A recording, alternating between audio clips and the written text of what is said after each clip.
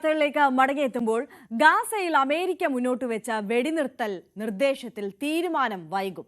Hamas ആയുധം താഴെ വെച്ചാൽ മാത്രം യുദ്ധം അവസാനിപ്പിക്കാമെന്ന നിലപാടിൽ ഉറച്ചു നിൽക്കുകയാണ് ഇസ്രായേൽ. ഇതോടെ 5 ദിവസങ്ങളായി ദോഹയിൽ തുടരുന്ന ഗാസ വെടിനിർത്തൽ ചർച്ച വഴിമുട്ടി.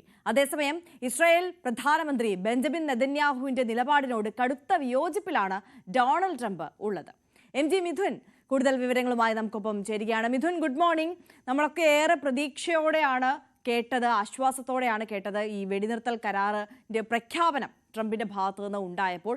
അതിനോട് അനുകൂലമായ തീരുമാനം ആദ്യം തന്നെ ഇസ്രായേൽ അറിയിച്ചു. പിന്നാലെ ഹമാസും സഹകരണത്തിന് തയ്യാറാണെന്നുള്ള പ്രഖ്യാപനവുമായിട്ട് രംഗത്തേക്ക് എത്തുന്നതൊക്കെ നമ്മൾ കണ്ടു. അതുമായി ബന്ധപ്പെട്ട ചർച്ചകൾ പുരോഗമിക്കുന്നതിനിടെയാണ് ഇപ്പോൾ ഇസ്രായേലിന്റെ ഭാഗത്ത് നിന്ന് ചെറിയ തോതിലെങ്കിലും ഒരു നിലപാട് മാറ്റം. ഇത് പക്ഷേ നേരത്തെ തന്നെ അവർ പ്രഖ്യാപിച്ചിട്ടുള്ള അവരുടെ ഒരു പ്രഖ്യാപിത നയം തന്നെയായിരുന്നു പൂർണ്ണമായ നിരായുധീകരണം ഹമാസിൻ്റേത്, എന്നാൽ മാത്രമേ ഈ ആക്രമണങ്ങളിൽ നിന്ന് പിന്മാറുകയുള്ളൂ എന്നുള്ളത്. പക്ഷേ ഈ വെടിനിർത്തൽ കരാറുമായി ബന്ധപ്പെട്ട് വീണ്ടും ഈ വിഷയം ഇനി ഉയർത്തിക്കൊണ്ട് വരും, ഈ നിലപാട് ഉയർത്തിക്കൊണ്ട് വരും എന്നുള്ളത് പ്രതീക്ഷിച്ചതാണോ? Arya, good morning. എന്തായാലും സമാധാനം പുലരാൻ ഇനിയും സമയമെടുക്കുമെന്ന് തന്നെയാണ് നമുക്ക് ഈ ഒരു ഘട്ടത്തിൽ മനസ്സിലാക്കാൻ സാധിക്കുന്നത്. കാരണം 5 ദിവസമായി ദോഹയിൽ തുടരുന്ന ചർച്ച എങ്ങുമെത്താതെ പോകുന്ന കാഴ്ചയാണ് കാണാൻ സാധിക്കുന്നത്. പക്ഷേ ഇന്നും ഈ ഒരു ചർച്ച തുടരുമെന്ന് തന്നെയാണ് വൃത്തങ്ങൾ നൽകുന്ന സൂചന. കാരണം അടുത്ത ആഴ്ചയോടുകൂടി ഈ ഒരു വെടിനിർത്തൽ കരാറിലേക്ക് ഇരുവരും എത്താനുള്ള ഒരു സാധ്യത വീണ്ടും അമേരിക്ക തന്നെ നൽകുകയും ചെയ്യുന്നു. ഡൊണാൾഡ് ട്രംപ് അത് ഉറപ്പിച്ച് പറയുകയും ചെയ്യുന്നു. കാരണം നേരത്തെ ഹമാസിനോടൊരു മുന്നറിയിപ്പ് എന്ന രീതിയിൽ ഈ ഒരു കരാറിനോട് സംബന്ധിച്ചുള്ള നിർദ്ദേശങ്ങളോട് പ്രതികരിക്കണമെന്ന് ആവശ്യപ്പെടുത്തിയിരുന്നു. അതിനനുസരിച്ച് അവർ ഈ ബന്ദികളെ കൈമാറാം തുടങ്ങിയ കാര്യങ്ങൾക്ക് ചർച്ചയാകാമെന്നുള്ള നിലപാട് സ്വീകരിക്കുകയും ചെയ്യുന്നു. അതിന് പിന്നാലെയാണ് ദോഹയിൽ ഇരു രാജ്യങ്ങളുടെയും പ്രതിനിധികൾ തമ്മിലുള്ള മധ്യസ്ഥ ചർച്ചകൾ ആരംഭിക്കുകയും ചെയ്തത്. പക്ഷേ അതിലൊന്നും തന്നെ കൃത്യമായ ഒരു നടപടിയിലേക്ക് അല്ലെങ്കിൽ കരാറിൽ ഏർപ്പെടുന്നതുമായ വ്യവസ്ഥകൾ പാലിക്കാൻ ഇരു ടീമുകളും സമ്മതിക്കുന്നില്ല എന്ന് തന്നെയാണ് നമുക്ക് മനസ്സിലാക്കാൻ സാധിക്കുന്നത്. ഏറ്റവും പ്രധാനപ്പെട്ട കാര്യം ഇസ്രായേൽ പ്രധാനമന്ത്രി ബെഞ്ചമിൻ നെതന്യാഹു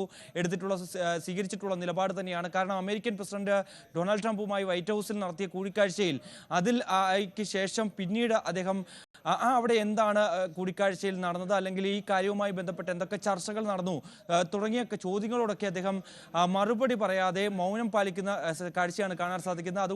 അതുകൊണ്ട് തന്നെ നേരത്തെ മുന്നോട്ട് വെച്ച അതേ നിലപാട്, അതായത് നേരത്തെ ഹമാസ് ആയുധം താഴെ വെച്ചാൽ മാത്രമേ തങ്ങൾ ഈ യുദ്ധം അവസാനിപ്പിക്കൂ എന്ന നിലപാട് ഉറച്ചു നിൽക്കുന്നു. പക്ഷേ ഒരു ഘട്ടത്തിൽ അവർ ആ ഒരു നിലപാടിൽ നിന്ന് പിന്നോക്കം പോയിരുന്നു. അതായത് ബന്ദി കൈമാറ്റം ആകാമെങ്കിൽ 60 ദിവസത്തെ വെടിനിർത്തൽ കരാറിൽ ഏർപ്പെടാം തുടങ്ങിയ ഒരു നിർദ്ദേശവുമായി മുന്നോട്ട് പോകാമെന്നായിരുന്നു ഇസ്രായേൽ നേരത്തെ അറിയിച്ചതെങ്കിൽ ഇപ്പോൾ അതിൽ നിന്ന് മാറ്റം വരുന്നു എന്നുള്ളത് തന്നെയാണ്. അതായത് ഹമാസ് ആയുധം താഴെ വെച്ചാൽ മാത്രമേ ഇതുമായി ബന്ധപ്പെട്ടുള്ള ചർച്ചകളിലേക്ക് കടക്കൂ, അല്ലെങ്കിൽ അത്തരം തീരുമാനത്തിലേക്ക് പോകൂ എന്നുള്ള കടുത്ത തീരുമാനത്തിലേക്ക് കൂടി ഇപ്പോൾ ഇസ്രായേൽ കടന്നിരിക്കുന്നു എന്നുള്ളത് തന്നെയാണ്. അതുതന്നെയാണ് ഈ ഒരു മധ്യസ്ഥ ചർച്ചയിൽ വലിയ രീതിയിൽ വഴിമുട്ടി പോകുന്ന സ്ഥിതിവിശേഷത്തിലേക്ക് എത്തുകയും ചെയ്തിരിക്കുന്നത്. എന്തായാലും ഹമാസ് ഇതിനോട് ഒരു ഔദ്യോഗിക പ്രതികരണം ഇതുവരെയും നടത്തിയിട്ടില്ല എന്നുള്ളതാണ്. എന്തായാലും വരും മണിക്കൂറിൽ ഇത് സംബന്ധിച്ചൊരു പ്രതികരണം ഹമാസിന്റെ ഭാഗത്തുനിന്നും ഉണ്ടാകും. ഹമാസ് നേരത്തെ സൂചിപ്പിച്ചതുപോലെ തന്നെ അവരും ഒരു ഉറച്ച നിലപാട് നേരത്തെ സ്വീകരിച്ചിരുന്നു. അതായത് ഇസ്രായേൽ ഇവിടെ നടത്തുന്ന കൂട്ടക്കുരുതികൾ നിർത്തണം, അവർ യുദ്ധം അവസാനിപ്പിക്കണം, എങ്കിൽ മാത്രമേ ചർച്ചകൾക്ക്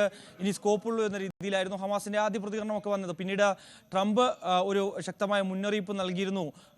ഈ രീതിയിൽ മുന്നോട്ട് പോയാൽ ഹമാസിന് ഒരു പാഠം പഠിപ്പിക്കുന്ന തരത്തിലേക്ക് പോകും, അങ്ങനെ ഒരു വെല്ലുവിളി എന്ന രീതിയിൽ അല്ലെങ്കിൽ ഒരു ഭീഷണി സ്വരത്തിൽ എന്ന രീതിയിൽ ഒരു മുന്നറിയിപ്പ് നൽകിയതിന് പിന്നാലെയായിരുന്നു ഹമാസും ഇതിനോട് ഒരു അനുകൂല നിലപാട് സ്വീകരിക്കുകയും ചെയ്തത്. അതേസമയം ഹൂതികളുടെ അറ്റാക്ക് അത് വലിയ രീതിയിൽ പുരോഗമിക്കുന്നുണ്ട്. ഈ ചെങ്കടലിൽ പല കപ്പൽ കേന്ദ്രീകരിച്ചും ഹൂതികളുടെ അറ്റാക്ക് നടക്കുന്നുണ്ട്. ഇന്നലെയും സമാനമായ രീതിയിൽ ആക്രമണത്തിൽ 4 പേർ കൊല്ലപ്പെടുന്ന സ്ഥിതിവിശേഷം ഉണ്ടായിരുന്നു. അങ്ങനെ ഇസ്രായേലിലേക്ക് യമന്റെ ഭാഗത്തു നിന്നുള്ള ഒരു ആക്രമണം, ഒരു പ്രത്യാക്രമണം ഉണ്ടാകുന്നു എന്നുള്ള ഒരു സ്ഥിതിവിശേഷം നിലനിൽക്കുന്നുണ്ട്. ഇതൊക്കെ ഈ മധ്യസ്ഥ ചർച്ചയെ ഏത് തരത്തിൽ ബാധിക്കുന്നു എന്ന് നമുക്ക് കണ്ടറിയേണ്ടിയിരിക്കുന്നു. അതോടൊപ്പം തന്നെ ഗാസയിൽ കൂട്ടക്കുരുതി തുടരുന്ന സാഹചര്യമാണ് ആരെയുള്ളത്. കാരണം കഴിഞ്ഞ ദിവസം നടത്തിയ വലിയ ആക്രമണത്തിൽ 74 പേർ കൂടി കൊല്ലപ്പെട്ടു എന്നുള്ളതാണ്. അങ്ങനെ ഗാസയിൽ മാത്രം കൊല്ലപ്പെട്ടവരുടെ സംഖ്യ അത് 60,000-ഓട് അടുക്കുന്നു എന്നുള്ളത് തന്നെയാണ്. അത്രത്തോളം ഭീതിജനകമായ സ്ഥിതിവിശേഷത്തിലേക്ക് കാര്യങ്ങൾ പോകുന്നു. നിരവധി പേർ പട്ടിണിയിലാണ്.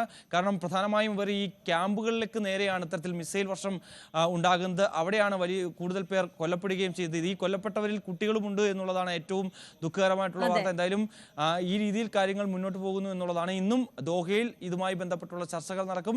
അടുത്ത ആഴ്ച ട്രംപ് പറഞ്ഞതുപോലെ തന്നെ വെടിനിർത്തൽ കരാറിലേക്ക് എത്തും എത്തുമെന്ന് നമുക്ക് പ്രത്യാശിക്കാം. യെസ്.